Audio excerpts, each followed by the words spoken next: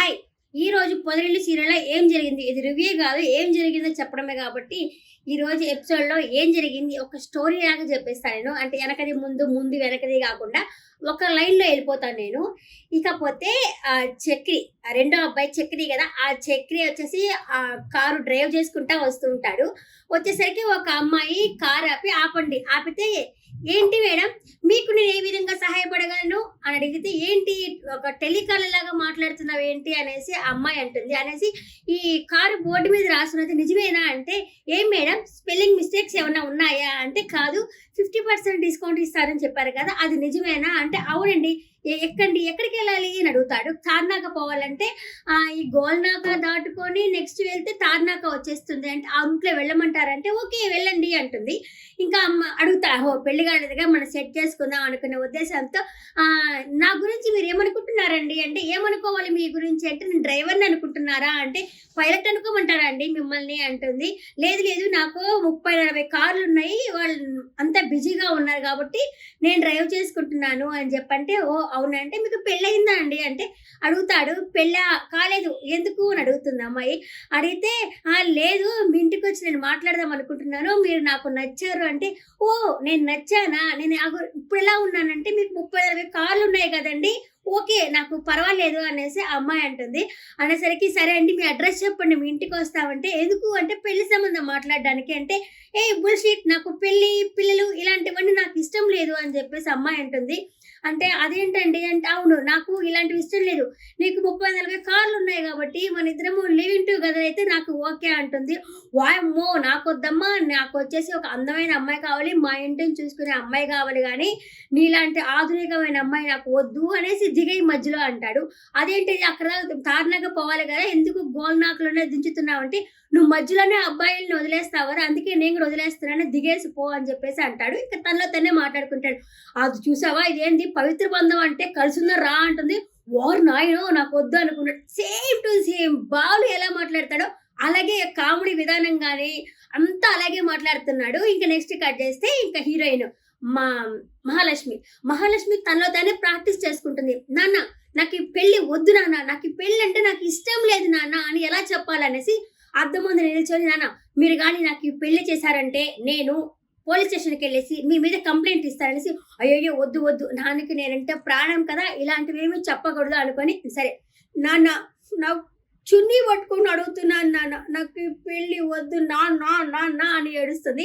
"ఛీ! ఛీ! ఛీ! వాడి కోసం నేనెందుకు చావాలి? నేను ఏడవను" అని చెప్పేసి అనుకోని, ఎలా అయినా సరే నాన్నతో ఎళ్లి చెప్పేస్తానని చెప్పి మెట్లు దిగి వస్తున్నసరికి జుట్టు పోలోడు వచ్చుంటాడు. వాయమ్మో! వీడొచ్చాడు అనేసి గబగబా పైకెళ్ళిపోతుంటే, వాళ్ళమ్మ చూసావా పెళ్ళికొడుకుని చూసి ఆ అమ్మాయి సిగ్గుపడుతుందంటే, ప్రతిసారి అమ్మకి ఏంటబ్బా నేనేం మాట్లాడినా అమ్మ రివర్స్ అర్థం చేసుకుంటున్నాది అనుకోని కిందకొస్తుంది. కిందకొచ్చిన తర్వాత మీ ఇద్దరు కలిసి షాపింగ్‌కి వెళ్ళాలా అని జెప్పేసి మాట్లాడితే, "ఏంటి షాపింగ్ గూడా వెళ్ళాలా? ఎలా ఎలా చెప్పాలి వీడితోటి" అనేసి ముద్రి పాపం ఆ పిల్లకి ఇష్టమే లేదు.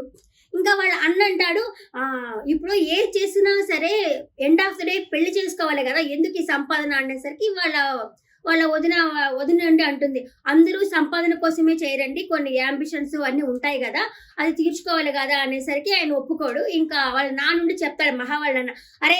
పెళ్ళికొడుకు ముందర ఆ అమ్మాయినేం అనబాక నువ్వు. మహానేం అనబాక చిన్నబుచ్చుకుంటుంది. నువ్వేం అనబాక" అంటే, "ఓకే నాన్న" అని చెప్తే ఇంకా మహాలక్ష్మి వచ్చిన తర్వాత, "అయ్యో! పోవాలా? అయ్యో! ఎలా పోవాలా? వీడితో నాకసలు ఇష్టమే లేదే" అనుకునేసరికి, "సరే నీకు ఇక్కడ ఈ ఊర్లో డ్రైవింగ్ చేయడంకి ఇబ్బందిగుంటుంది గాబట్టి అందుకని ఒక డ్రైవర్‌ని పెట్టా" అనేసరికి, పెట్టండి. ఈ ఊర్లో డ్రైవింగ్ అంటేనే హెడ్‌ఏక్ వస్తది" అంటే మహా అంటుంది, "అరే! వీడికి హెడ్డే లేదు మళ్ళీ హెడ్‌ఏక్ గూడా వస్తుందా" అనుకోని తనలో తానే అనుకోని, సరే అనేసి ఇంకా డ్రైవింగ్‌కయితే సిద్ధమయ్యేసి షాపింగ్‌కి వెళ్తూ ఉంటారు. వెళ్తేసరికి ఎలాగో మహా పక్కనొచ్చి కూర్చుంటాడు వాడు. తనకిష్టం ఉండదు గదా! కూర్చునేసరికి ఇంకా వాళ్ళ వదిన పలకరిస్తుంది.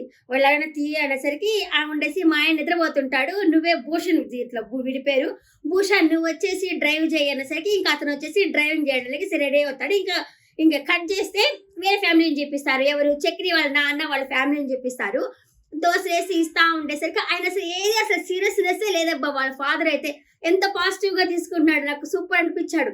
దోసేసి వేస్తునేసరికి వాళ్ళ కొడుకు కేశవ అండ్ కన్న వీళ్ళంటారు, "నువ్వెక్కడికైనా పోవాలా? అదరాబదరా ఎందుకు దోసలు అడుగుతున్నావు" అంటే, మాధవ్ ఉండంటాడు, అరే మనకే ఆకలేస్తుంది, ఆయన పెద్ద ఆయన కదా ఆయన తినని అంటే, నెక్స్ట్ దోశ కూడా నాకే ఎయ్యాలా, మీరు ఆగండి అని చెప్పేసి ఆ దోశ కూడా వచ్చేసరికి ఆ పెళ్లి చూపులకి వెళ్ళారు కదా, అతని బ్రోకర్ అయితే ఇంటికి వస్తాడనమాట.